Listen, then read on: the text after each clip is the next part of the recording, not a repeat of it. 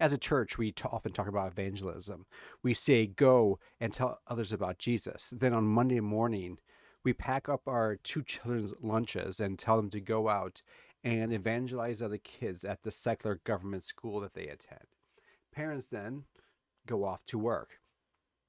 We go with our heads down, with trying to blend in, maybe cussing here or there, and then maybe even laugh and giggle at one of our secular coworkers' dirty jokes. After school, the kids are sent to an after school program, childcare, sports, whatever. And on the rare occasion when the family is together, well, it's not as a family gathering, it's more of a movie night, or maybe it's we all separate and go to different rooms, phoning a friend, TikTok, or maybe gaming. And all the while, we wonder why the world is drowning in secularism. Broken homes, political craziness, and cultural lies. The church has largely forgotten one of the most powerful strategies God has given us for advancing the kingdom. What is that? Well, it is what I call vertical evangelism. This is counter culture, counter church culture, especially the American church culture. And it's totally different than the normal family lifestyle.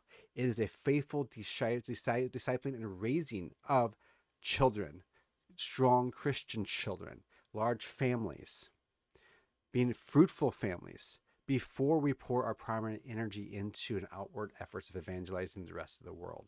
Focus on the family first, focus on large families and strong communities, church communities.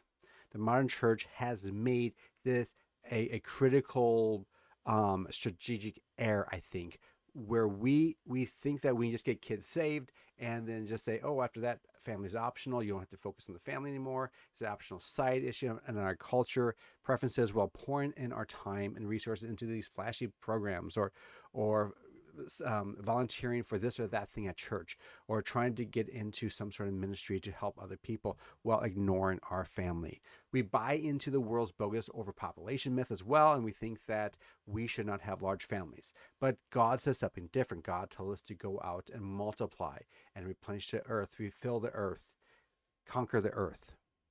Here's a rub. Scripture, history, and simple demographics show something totally different than secular culture and even church culture does today. The church that cannot successfully disciple its own children cannot have long term transformation in the culture. The Great Commission does not begin at the street corner, it begins in the living room. So let's do something different. Let's go back to how God created the world and how he instructed us to actually live. If you like this video, please like, subscribe, follow. Tell me your thoughts down below. Hope to see you on the next one.